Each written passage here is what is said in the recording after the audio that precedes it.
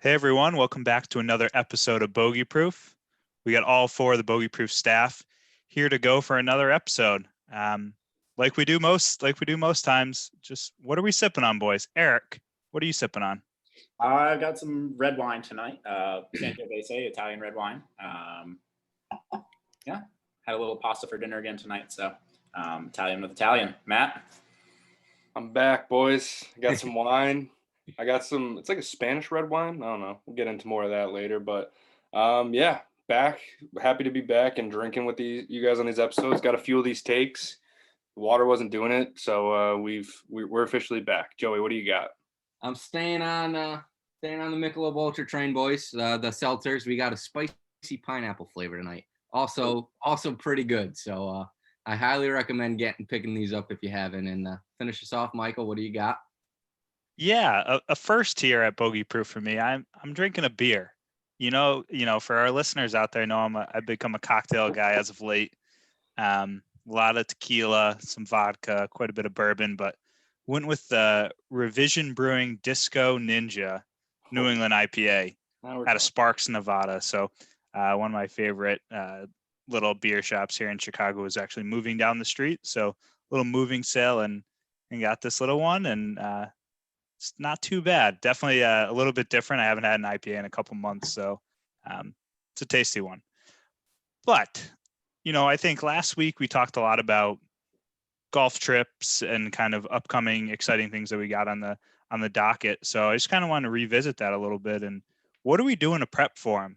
Matt, I know you and Eric are headed down to Orlando. You're kind of on this little, 3-4 week plan here. How are you kind of preparing to make sure that your golf game, mental mindset, and just all that other good stuff is ready to go when you get down to Orlando? Yeah, so, as everybody's well aware now, this week we had a pretty big storm come through New England. So the outside and any actual real golf practice is kind of limited at the moment. But definitely going to start, like I said, 3 weeks out or so here, maybe 4. Starting with the mental reps, very important. I got to visualize before you get out there. And then a little bit of yoga. We're going to try that this week. Mix some of that in. Just got to get flexible. I just sit at the desk all day for like 14 hours a day right now with work. So I got to move somehow, and I can't go for my walks anymore because there's 18 inches of snow out there and I'm not trudging through that in 6-degree weather. So we got some adversity here we got to get through to prep the body for it, but we're going to try with some yoga and some mental reps for the next couple of weeks until maybe I can get outside and do some real practice. Eric, what are you doing?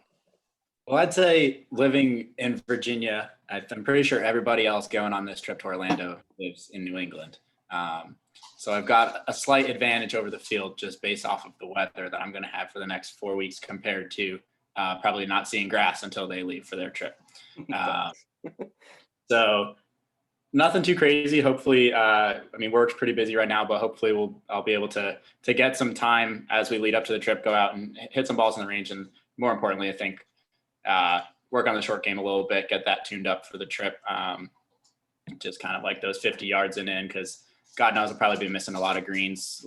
Those first few rounds a little rusty. So yeah, nothing crazy. No yoga for me. I think I'm going to pass on the yoga for now, but maybe while we're on the trip, we might need a little yoga in the mornings to get the body ready for the day, especially that double round day.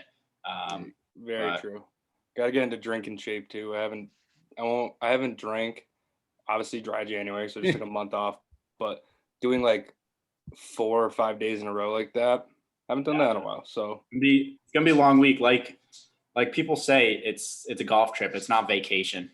So, we're gonna be tired at the end of those days, but just got to wake up the next day, do it all over again, and hopefully we make it through. Damn straight. What I'm hearing from this is that you guys are gonna have to show some resiliency, for an entire week. Get out there on the golf course.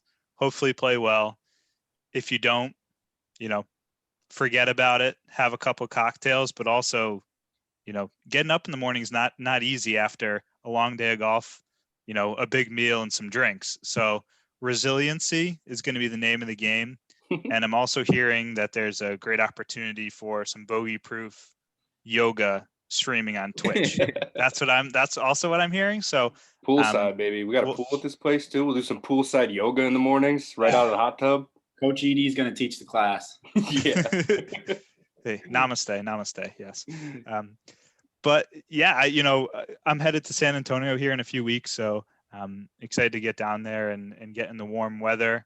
Similar to you guys, trying to figure out kind of that right balance between getting in drinking shape, but also kind of prepping the game so you can hit the ground running. Though it's not really a golf trip, and it's one where we're going to be playing a couple rounds every weekend and maybe 9 holes here or there or hitting balls. So don't expect the game to be quite there at the beginning, but hopefully by the end of March, after being there for a few weeks, that the game's kind of coming into form and ready for the spring and the remainder of the summer. That is golf season. But why don't we just do a quick recap over what happened in golf last week? I know quite a bit of controversy on the PGA Tour, but we'll start over there in Dubai with the Omega Dubai Desert Classic.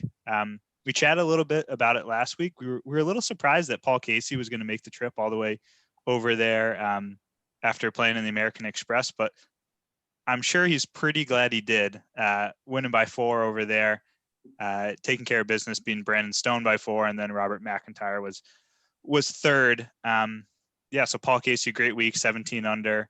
I didn't see too much of the golf, but saw quite a bit of highlights. Like most time Paul Casey plays golf, strikes the shit out of the ball. Actually saw him chip one in. Usually you don't see that from Paul Casey. But what was your guys' take on it? Joey, did you get to see much of the golf over there? No, unfortunately not. I'm actually, I just tried keeping an eye on, my boy, the Rat. I know he had a hot start, first couple. I know he had a good first day. He was only a couple behind, but that doesn't say much. I'm trying to find it right here. Yeah, he didn't finish too hot. Let's see. He went 68, 71, 74, 78. So not a good trend. First two decent rounds, fell off when it mattered, but he's gonna keep fighting hard and he's gonna get there. Just give it time, boys. But besides that, same thing you said, Mikey. I mean, Paul Casey can just strike the golf ball. So, I mean, unfortunately, I didn't get to see much of the tournament itself, but I mean, he won by a good margin. So kudos to him. I think go for it, Matt. I think he also again, super impressive week out of him. I mean, winning by 4 is not easy no matter where you're playing. And I think he's I don't know if he was ever a full TaylorMade guy, but he switched to a Titleist driver like a week ago. Like at the American Express was the first time he got put in. So I think he's getting a little rogue with the bag and just trying to find what works for him versus mixed bag, man. Caring too much about the sponsorship money. I mean, Paul Casey's been a pro for, it seems like 30 years now. I know it's an exaggeration, but he's been around for a long time and made plenty of money. So I don't know. I feel like I heard them talk about that somewhere on Golf Channel that was like a big thing for him this year. And I don't know if it was just the driver switch or if it was an overall kind of contract situation. But yeah, I mean, like you said, he always strikes the shit out of the ball and switched the Titleist driver, the new TSI, or I don't even know what they got these days. But they got 1 through 4. Yeah, seems to be working. I mean, he played really well at American Express. Didn't, win or anything, but pretty decent performance there. And then out to Dubai and win by 4 in pretty comfortable fashion, which it's a pretty decent field out there. It's a big one for the Euro guys. So good stuff out of Paul Casey. Yeah. It was fun to watch. I think it's always interesting to watch desert golf just because they just put a golf course in the middle of just legitimate sand dudes desert.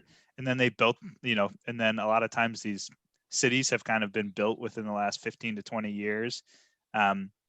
So it's kind of interesting how that kind of comes to play. And I think it makes for some cool aerial shots and also a couple interesting tee shots as well. So fun to watch that and definitely a little bit different. But I think the big tournament this week was Farmers Insurance Open at Torrey Pines, host of the U.S. Open later this year, the South Course. And we saw kind of the villain of pro golf get it done, Patrick Reed. Some crazy things went on, but all we can really say at the end of the day was that it was a dominating win, 5-shot win, tough golf course, strong field. It's pretty, it's pretty clear Patrick Reed's a top 10, maybe a top 5 player in the world when he's kind of got it going. So he drove the ball really well, puts the lights out. Short game's tremendous. So a lot of fun to watch and interesting to see kind of in dominating fashion. Eric, was there anything kind of this weekend that you thought was super interesting outside of Patrick Reed just dominating the field? Was there anything that really caught your eye out there? I mean, outside of him playing better golf than everybody, he also was obviously in the news for some other reasons, as he has been in the news before. Whatever you want to call it, cheating, bending the rules, finding a loophole. And I'm sure at this point, everybody that's listening to this has seen some sort of reaction on social media to what happened on Saturday afternoon with the embedded ball drop and ruling. But I'm going to let Matt kind of take the bulk of the reaction with this one, because he was watching it live and he was keeping us updated in our group message. But my biggest reaction is the PGA Tour's reaction. And to me, it seems like they're not covering it up. They're not ignoring it, but they're supporting Patrick Reed in that he did the right thing when there's video evidence to show that he did not. So that's kind of my biggest takeaway is I'm curious at why the PGA Tour is taking the stance that they are when they don't, in my opinion, they don't have a reason to defend Patrick Reed the way that they are. He is already proven to be someone who has broken the rules. So yeah, that's definitely my biggest takeaway. Matt, you were watching it live. You were going crazy via text message with us. I think the actual text message was, "So is Patrick Reed just cheating?" ? And Joe thought you meant that he was just lighting the course up. And He was. like, no, He he's was that too. proper drop. He's actually cheating. So what was going through your head live watching it on Saturday?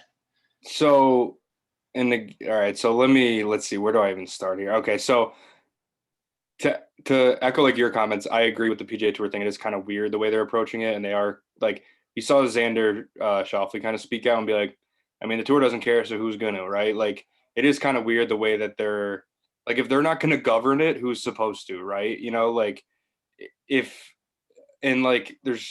I don't know, they keep kind of defending that he did it by the letter of the law and all that stuff, but what it really comes down to is Patrick Reed's played plenty of golf his entire life. He's won, this is his 9th win, won a major, Ryder Cups, whatever, been on TV millions of times.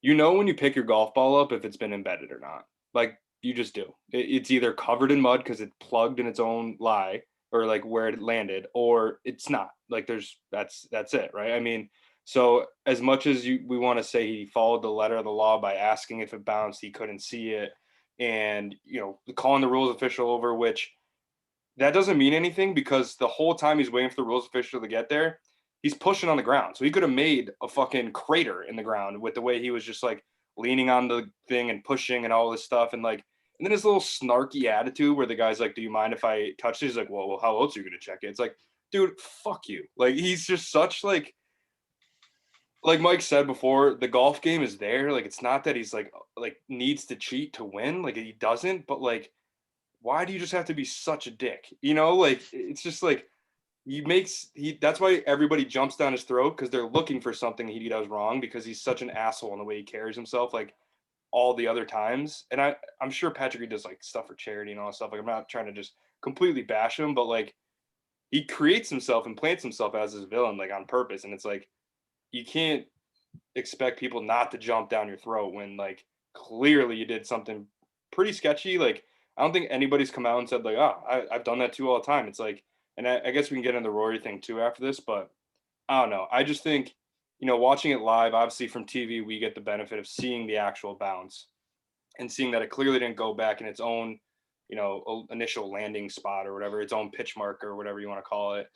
And it's just like, how do you and it's like Mike said, like, his short game's so good. Like, you don't need to you don't need to fluff your shit up, fluff it up around and all this stuff. Like, I don't know. It's just, there's no way he picked that golf ball up. And also the way he picked it up, like, Mike, correct me if I'm wrong. I mean, we played some tournament golf, obviously not to anywhere near Patrick Reed's level, But even in Division III college golf in New England, which, you know, nobody really cares about except for us that we're playing in it. Like when you pick your ball up, or even if you're going to pick your ball up, you make sure like everybody around you is well aware of what's going on, as well as like you pick it up with your 2 fingers like this. You never grab it. Like nobody's ever, and anytime you ever see a drop on tour, they're never holding it in their palm, like ever. You know, even when it's lift, clean, in place, they have the habit of just picking it up like this. Like it's just how, I don't know, it's just how that always goes. So it's like every step of the way, he gave people an angle to be like, all right, that's kind of weird. All right, that's kind of weird. And it's like where there's smoke, there's fire. There's been smoke around Patrick Reed for years now. And it's like, I don't know, if the PGA Tour is not going to do anything about it, it's never going to change. So it's like at some point, something, even if you want like, and I get like that poor dude, what's his name? The guy that they brought on his new role is like the lead rules official. Packet.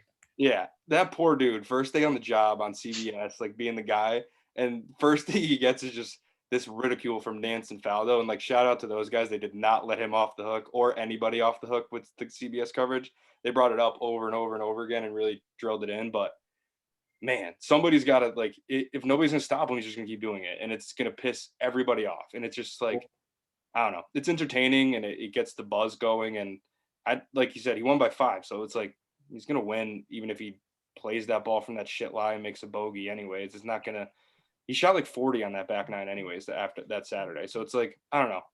It's all just sketchy. He's just a dick in the way he carries himself. And the, like, even in his interview, he just such like a pompous attitude. Like, dude, just all you had to do was say, yeah, you know, I saw the video now and like, I really wish I saw it earlier. Things would have went differently. You know, I obviously would have picked it up. Just say that after you've seen the video. Like nobody's going to hold you accountable because you didn't see the video live. So like, that's understandable. But like, after you see the video, you have to go back. Like you can't double down on it. I was like, my jaw hit the floor when he doubled down on it after seeing the video. He's like, oh yeah, I'd pick it up again. I'm like, why? It didn't embed. You're not supposed to pick it up. Like, what do you mean? Like, oh, that's the stuff that like gets me going.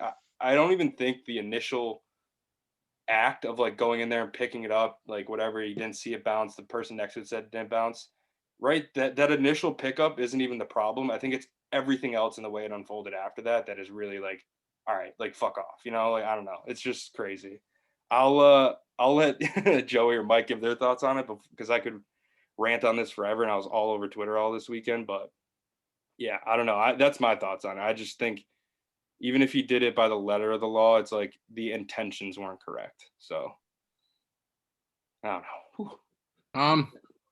Yeah, I'm kind of on the opposite side of you guys. I mean, I've made it clear I like Reed. I know he's done some shady shit in the past, which is not great, but like with the PGA Tour being on their side, I like to think you just got to kind of put it to bed at that point, right? Like the way I look at it in a player situation, right?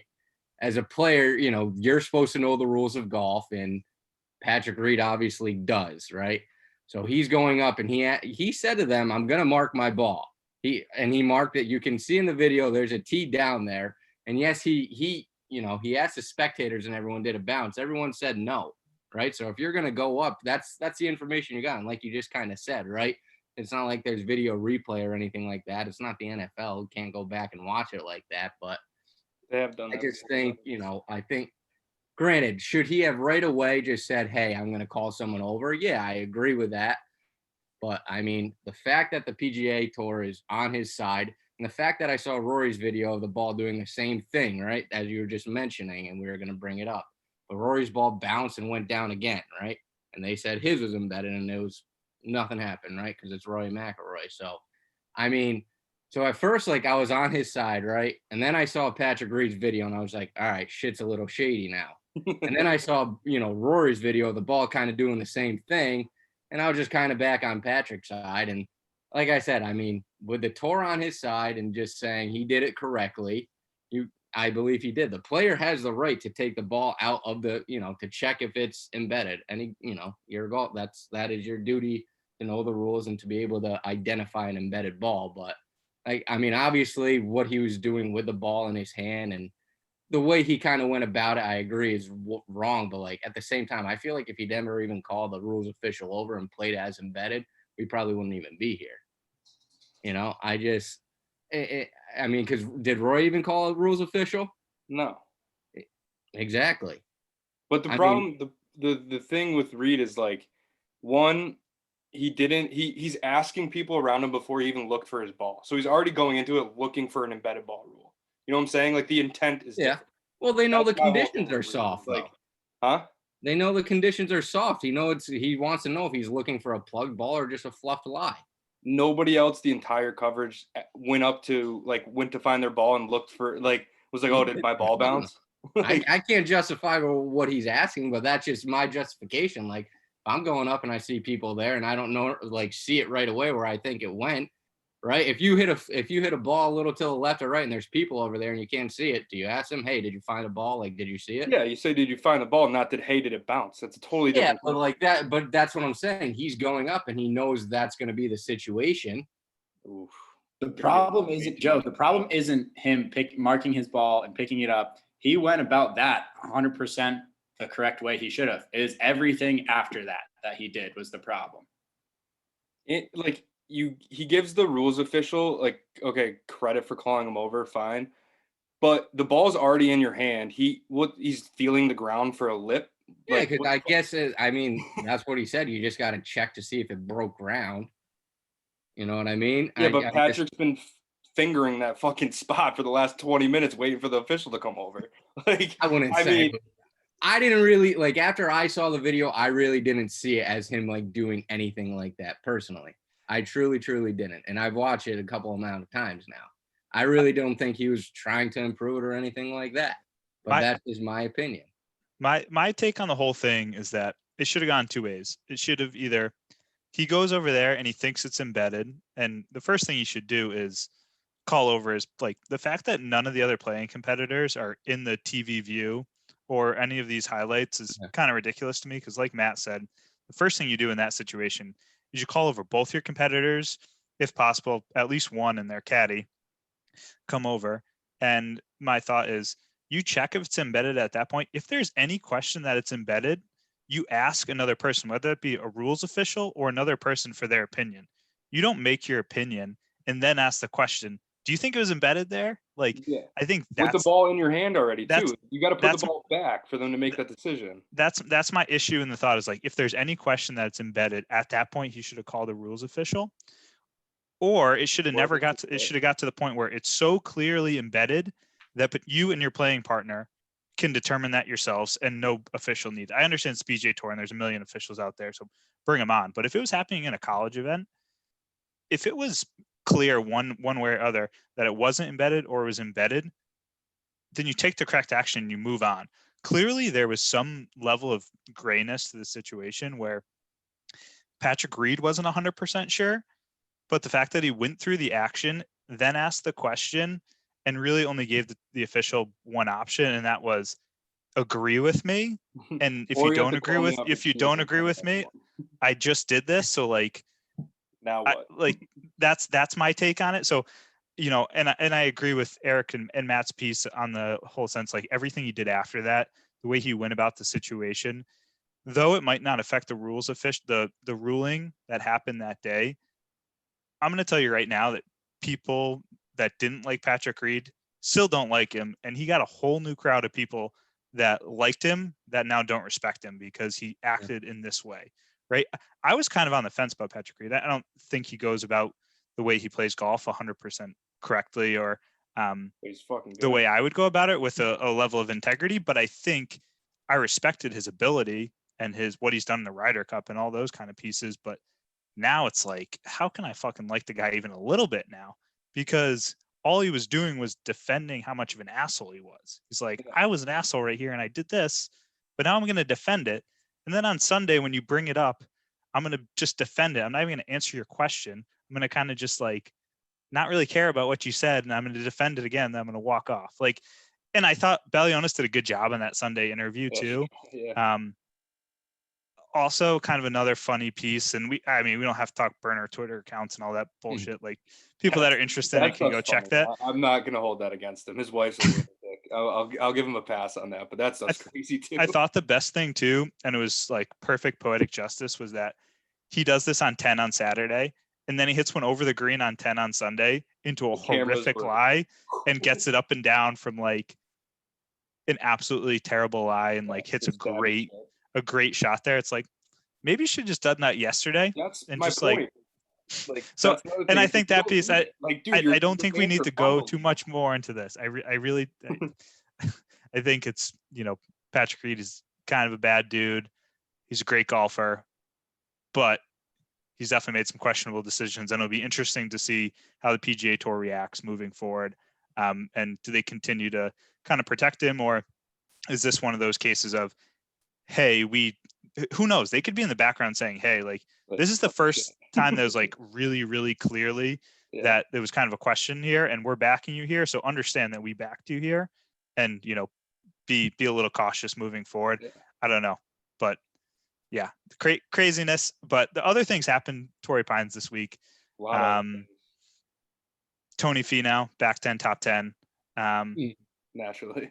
I think guy just gets it done, but he might never win again. It's so tough. I hope he wins 5 more times in his career, but it's like he knows. It's literally like the second he gets within 2, right? Within 1 or 2, every time on Sunday he'd be off camera, make a couple birdies, they pop him on there, 3-putt from 7 feet. It's like, whoops, or like blast it long and left into a bunker or whatever. It's like he knows. It's crazy, and like puts one in the water on 18. And yeah, Mikey, I think you texted the group on Saturday morning when he started kind of climbing up there, and everybody was falling back because the conditions weren't, it wasn't the easy. Torrey's never all that easy, so he had a pretty good Saturday, I want to say, like in the middle there, made a few in a row.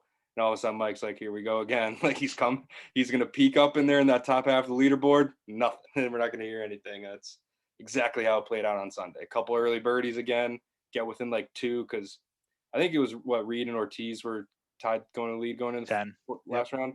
And both of them kind of came out relatively neutral, like out of the gates, nothing too crazy. And then Patrick, made an eagle and a birdie on 6 and 7 that nobody could see because of coverage gap.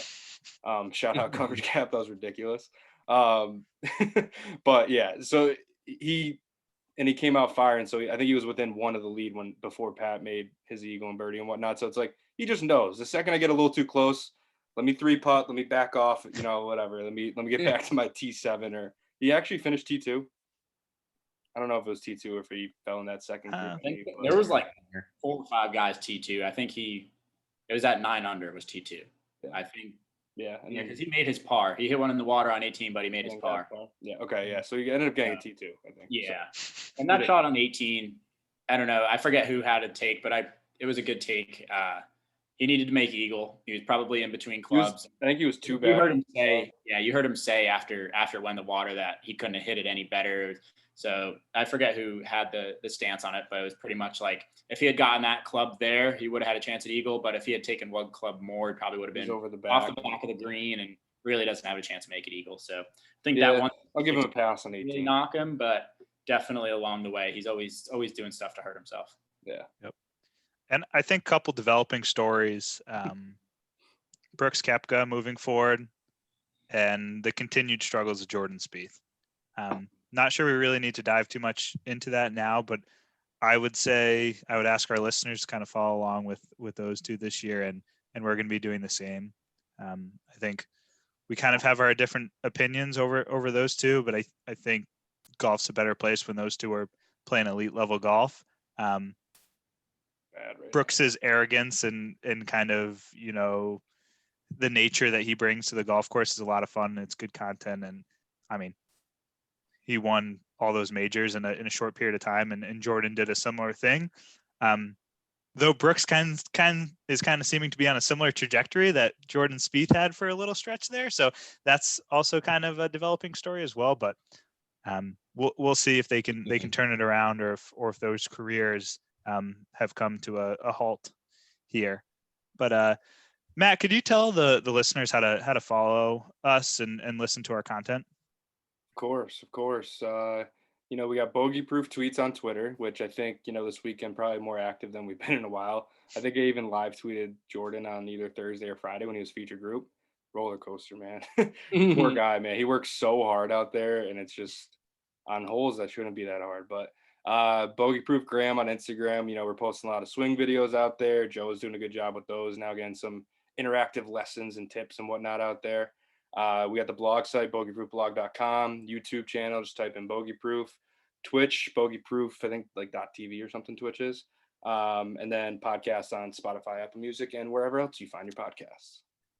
Yeah, creating different content across all those platforms and really creating this curated experience that is bogey proof. So give all those a follow and check us out. Let us know what we can do better and what we're doing well, and we'll just continue down those paths or pivot where we need to. So looking for some more interactions. Like Matt said, if you got any questions about the golf swing and want us to take a look and give you a couple tips and some drills, DM us those, and Joey will dive into that. And Eric, Matt, and myself will also take a look there. And just wanted to put all these out there, and we want to interact with our listeners and the people that view our stuff. So reach out, send us direct message, whatever the case may be, across all those different platforms. But outside of golf, I think we've chatted quite a bit about pro golf lately, but what else is going on out there? Are we reading any books? Are we getting smarter? Like what I don't know what we're doing. Eric, I know you got a couple of things cooking. What are you doing right now? I'm reading a book. I kind of, for the past, I don't know, year or so, kind of have really gotten into books and reading more, and pretty much I've been reading a book at all times for a while now. The most recent book that I am reading, I started it actually this morning. It is called Love Works. It's a leadership book, and it's essentially about caring about what you do, no matter what it is, work, outside of work, just putting like your effort into stuff and caring about what you do. And I'm not too far into the book, so I don't know a whole lot about it, but essentially the summary is it summarizes 7 principles for effective leaders, and all built around kind of caring. The first one that I'm on right now in the chapter is it's about patience, and just having patience with everything you do. So that's where I'm at right now with my daily reading. I've been mixing it up, kind of some leadership books, some golf books. Mike, your review of Matthew McConaughey's book has got me excited to read that one. So that might be on the back burner for now. Joey, I got like 50 pages left. So I think once we finish doing this recording, I'm probably going to finish that, and shoot me a text with your address and I'll just ship it to you if you want it. It's super easy to read. I get that back for a while. I'm not a fast reader, but anyway, continue, Eric. Well, hey, send Eric a message. He'll teach you how to read good. Yeah. So, I've recently gotten into reading. I think so. Probably about 2 years ago, I really got into podcasts, and I think my joy for listening to podcasts is what got me into reading, because it kind of allows you to just borrow somebody else's brain for a little bit. So yeah, that's where I'm at with the daily or the weekly read, I guess. I like that. Yeah, no, for sure. And like you mentioned, finishing up Matthew McConaughey's memoir, Green Lights, hopefully here tonight, if not a little later in the week. And super easy read for anybody looking to learn a little bit more about his story. It goes from him as a child to kind of him modern day, and all the different things he experienced as kind of growing up in the movies and all those pieces. I wouldn't say it's an overly deep book, but it can be intense at times. Very much like the vibe of Matthew McConaughey though, like he does things in very kind of like a funny way, and kind of just the cadence in which he talks is very unique and whatever the case may be. But like at the end of the day, he's like getting something across, and you don't know if it's deep or you don't know if it's like funny or where he's kind of getting at, but interesting guy. And Joey, let me know if you want that book, and I'll send it to you. And let me ask you this. What's up? When you're reading that book, are you reading it in Matthew McConaughey's voice? I feel like that's the only thing I'd be able to think of. I would say I usually start off each page with, all right.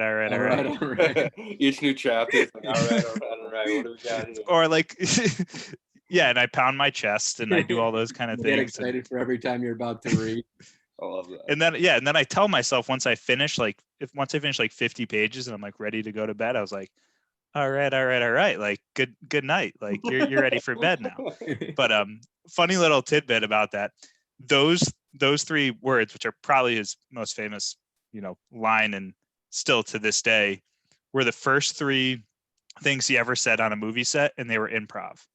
So pretty cool. And definitely kind of sets the stage as like, why is he so successful? Like, because he can think of that shit, and like little things like that kind of go down in history for that type of stuff. But yeah, so that's super interesting, and a lot of other good stuff. Fontaine, I know you're working a lot, and outside of the bogey proof endeavor, you got anything else going interesting in your life? That's my 2021 goal, actually, to start actually reading a little bit. Just similar to Eric, I really got into podcasts like kind of post college, like Cube Monkey life. It was just nice to have something non-work related and in the headphones and whatnot. And from there, now I'm trying to transition that into reading, just because I've exhausted my podcast, where it's like I'm pretty much up to date on all the ones I listen to. So it's like waiting for the one that week to come out and whatnot. So trying to read a little bit more this year. And I think I think it was Sunday night or Monday night. I don't even know what the date is anymore. Work's just been ridiculous. But I started the Men in Green. It's just like a history of kind of Augusta champions and Augusta in general, something like that. It was like a random one I got off Amazon. Like, I think it literally came with the Tiger Woods book I read a few years ago. So reading that one right now, and then I got a couple other random ones lined up that I've like found at my parents' house or randomly got through school or whatever. So I have a couple of them lined up that I'm hoping, once busy season ends here in a month or so or whatever it may be, that I can kind of pivot and start, after work, spend a half hour to an hour just reading and kind of decompress from the day, rather than just watching some random show on Netflix I've watched 7 million times before. Yeah, no, agreed. That's a good way to spend a little time post work. And Joey, and I know your Titans struggled a little down the stretch this year, but we got a big game coming up this Sunday. Are you planning on watching the Super Bowl? It's going to be in Tampa. And what are kind of your thoughts? Who do you like this week? Yeah, no, obviously going to watch it. Honestly, I've been trying to go play Stream Song that day if nothing's going on because I'm off. But besides that, I will watch it. It's going to be a good game. I'm excited for the game. Obviously, I'm still upset, but with Titans, it's a long time coming. Anywho, it's like I kind of want the Chiefs to win, but at the same time, I just don't see Tom Brady losing.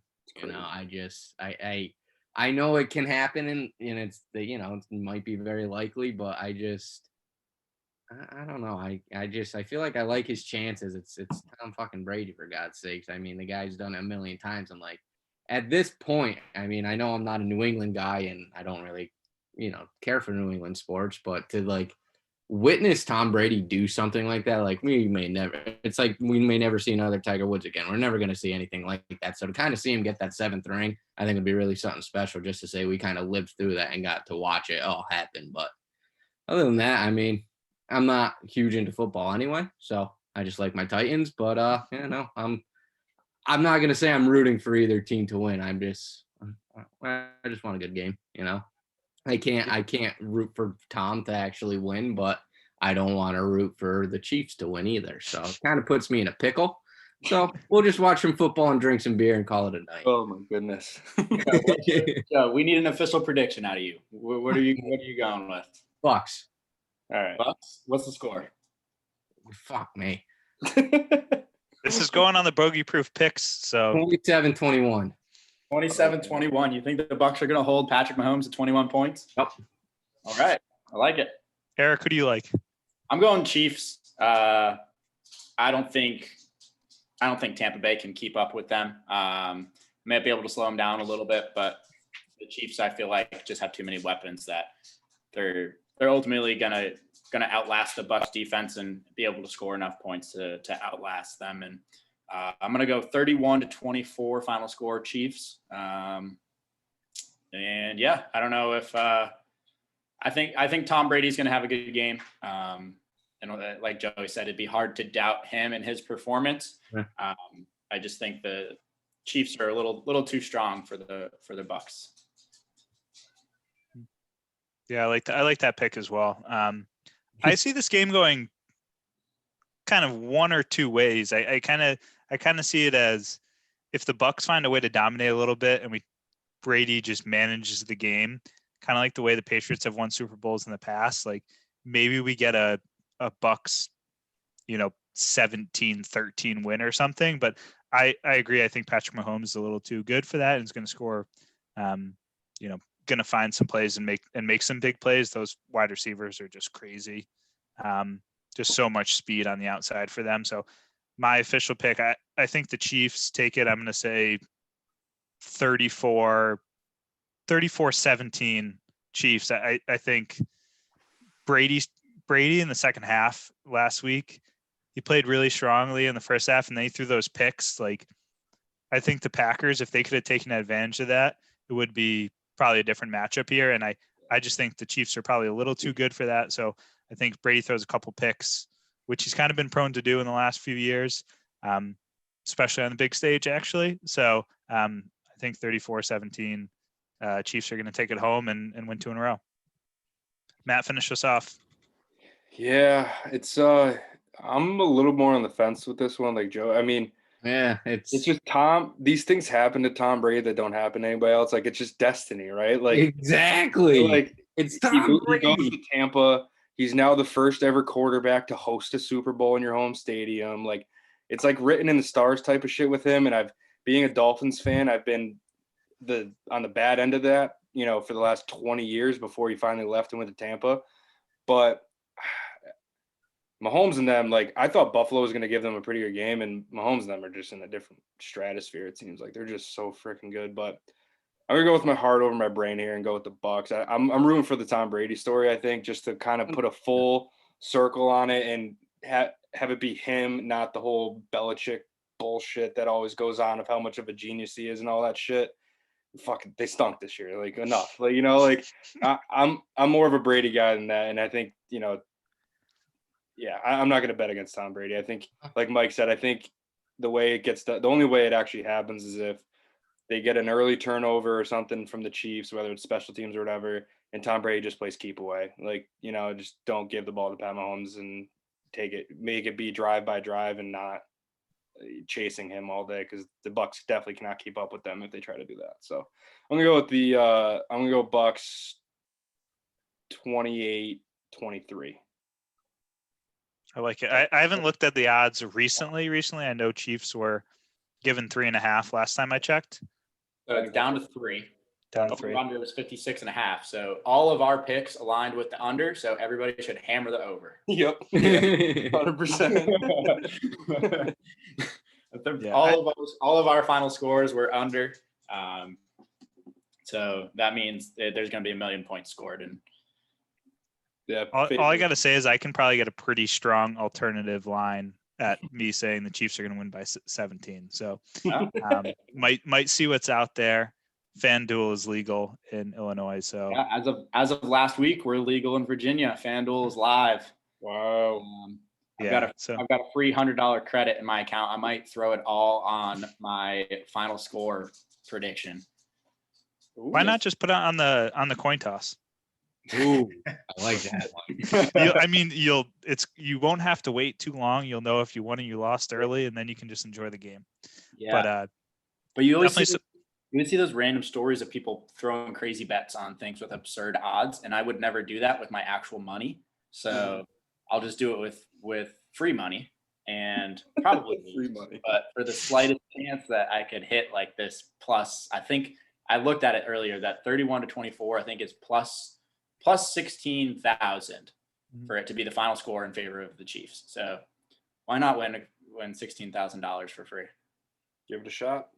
Hey, go for it. But all I know is before we have a Super Bowl champion, we're gonna crown a champion at the Waste Management Phoenix Open.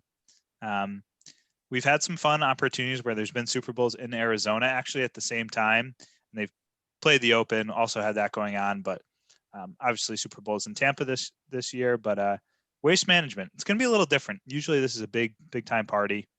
We got people, rushing the course at 5:00 in the morning to get a spot on 16, having a couple cocktails before the sun comes up. But I think there's going to be limited capacity this week. So we'll see kind of how that looks. I think there's a couple intriguing stories. I think we don't really know. I mean, we know a little bit about the golf course, and they've been playing at TPC Scottsdale since I think '87. But it kind of gets hidden sometimes just by the fanfare that is the Waste Management Open. So I'm definitely interested to kind of see how the golf course plays more, and what does that finish look like? Like 16 is not a great hole. It's kind of like a little dinky par 3 that a lot of people make par on. Like, but it's such like we get pulled into that hole. Like I just think it'll be interesting to kind of see that finish. 15 is an interesting par 5, 17 is a drivable par 4, and then 18 is a good par 4 as well. So kind of just interested to see how the golf course plays a little bit more, and we'll probably see a few more of those kind of intricacies from the golf course this week that we usually don't, just because of the craziness that's going on. But Matt, could you kind of just fill in the listeners what happened last year? I know Tony Finau lost in the playoff. Who beat him last year? Good old Webb Simpson, my guy. But yeah, I think to echo your point, I think that's going to be a big part this year, because they always pull you into 16 randomly throughout the day. It seems like everybody that goes through there, they show the 16th hole your shot. So it's like, it'll be nice to see a quote unquote normal coverage where it's, they follow the important groups and you see really the full golf course.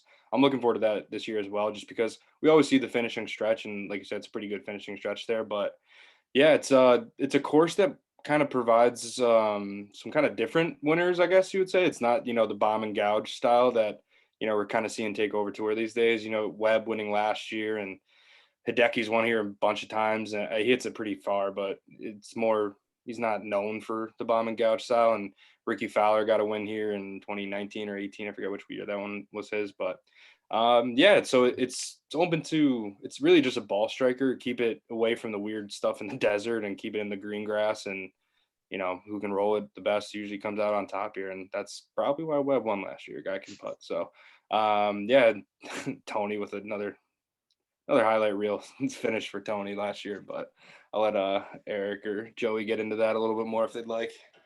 Well, what I was going to touch on is, and you mentioned Ricky, obviously amongst many of the people struggling on tour that were in kind of like that top 5 in the world conversation just a few years ago, Ricky is definitely one of them. But I feel like this is kind of like a happy place for him. I think he's always played well here. And I think it's a good opportunity for him to kind of reset the system. Seems like he's got some new irons in the bag that Cobra just came out with him. So who knows? I think Ricky could surprise some people this week just based off of comfortability at this place, being a little less crazy of an atmosphere than normal. But yeah, and then Tony Finau, I mean, that's just every time we talk about him, it's a bigger and bigger hole. So I'm going to pass on that one this time. It's Finau's week this week. But we say that every week, so never mind. He left, right? But Joey, the problem with it being Finau's week this week is that the guy lost in the playoff last year. You'd think he'd have a shot to come back and win. He flies off to Saudi Arabia and he plays in the Saudi International this week. I don't know what the fuck is going through his mind, but he's running from the moment.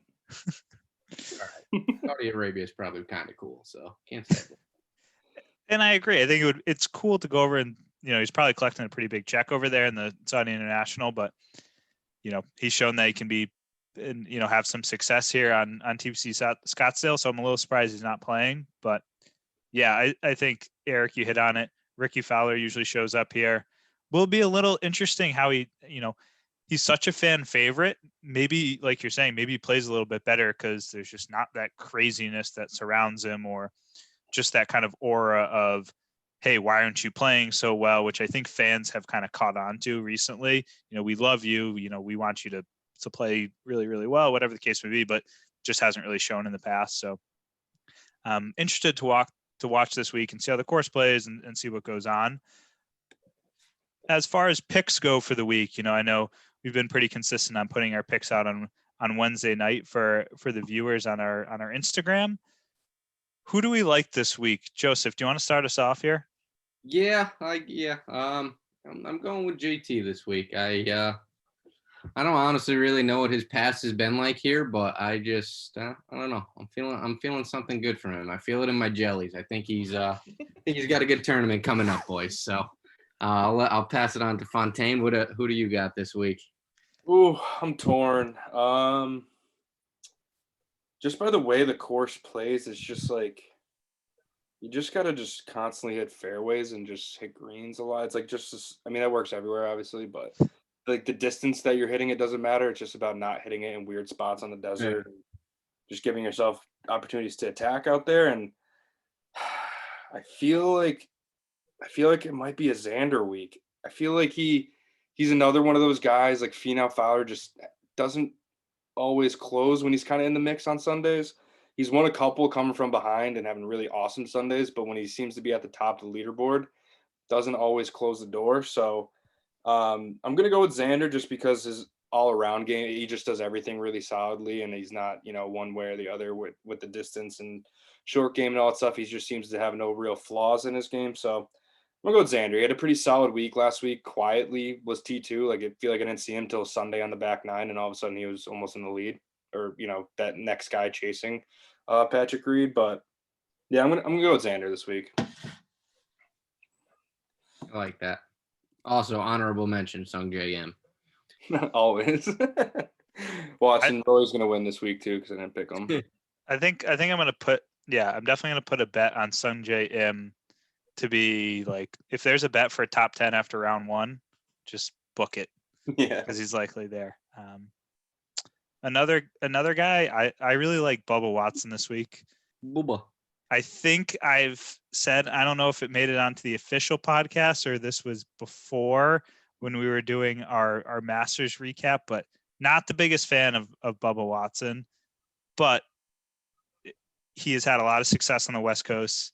I'm pretty sure he's won this tournament before.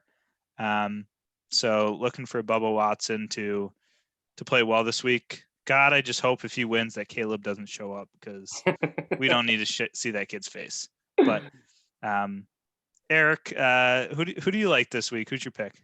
I'm going with Daniel Berger. He's got some good history at this tournament. He's been pretty much rock solid for like the past 12 months. He took a few weeks off. I don't think he's played since Hawaii, but he played pretty decent in Hawaii. I think he was top 10 there. So yeah, Daniel Berger, I think the course fits him well. I mean, he's kind of one of those guys that when he's playing his game, he can pretty much play any golf course. He strikes it so well and rolls it well too. So Daniel Berger, I think he's going to be up around the top of the leaderboard. Hopefully he pulls it out for us this week.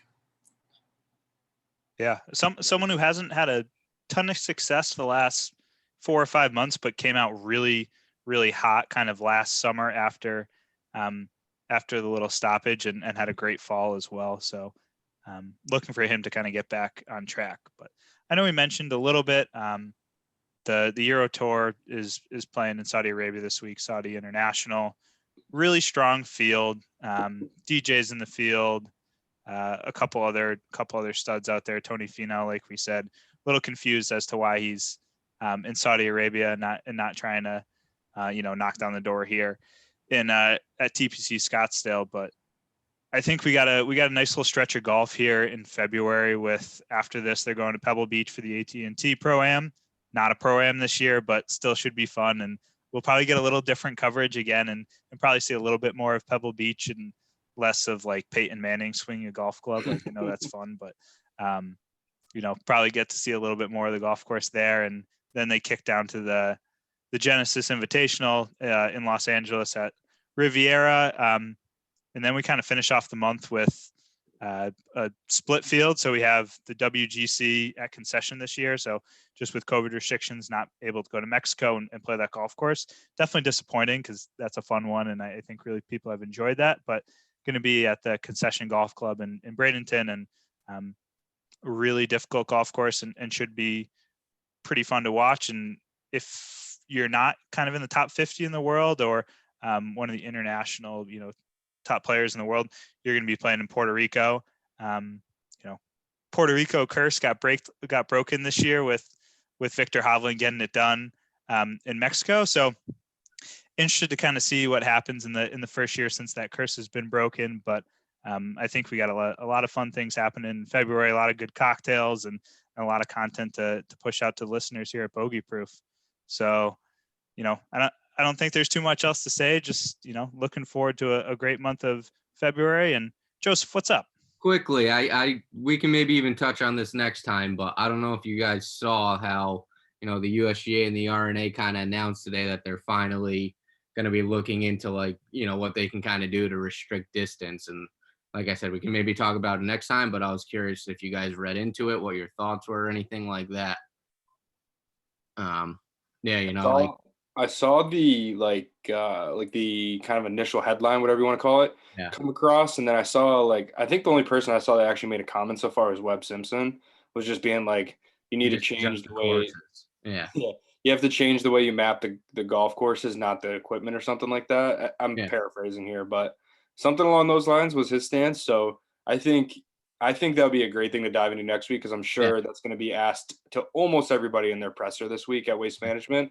So I'm sure we'll get some pretty good takes out of those guys. And I agree. I'd be interested to see how that gets received from whether it's Euro guys or guys over here in the States, or definitely interested to see what Bryson says. And that's the first thing he's going to get asked over in Saudi. So it'll be interesting to see. I'm very curious to see what happens. So, but yeah, like I said, we can touch on it more next time and do some more research. And like you said, hear from the pros probably and see what they have to say. So, but other than that, I think we're all good here, boys. All right, yeah. Boys. Always good seeing you, boys. One of us got to get a win this week, or our records are just going to be 0-1,000,000. Somebody's got to hit one this week. Well, I stopped posting the records on the Instagram. All right, then we're good. Never mind. When the secondary picks are that much better than the first picks. Oh boy, that's why we need an honorable mention.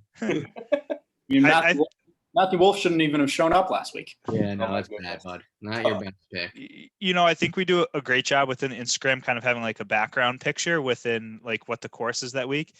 Maybe at some point we just put a hologram of Sungjae Im's face in the back there, because he's the pick for everybody. Absolutely. We're picking him every week no matter what. So maybe we just hide his face in the corner, or we fade out his face. I need the hologram. I need the faded out ghost looking over the post of Sungjae Im in the background. So we're gonna talk to our developer on that and see if we can get it done. But always good seeing you, boys, and cheers. Cheers. Until next time. This is easy.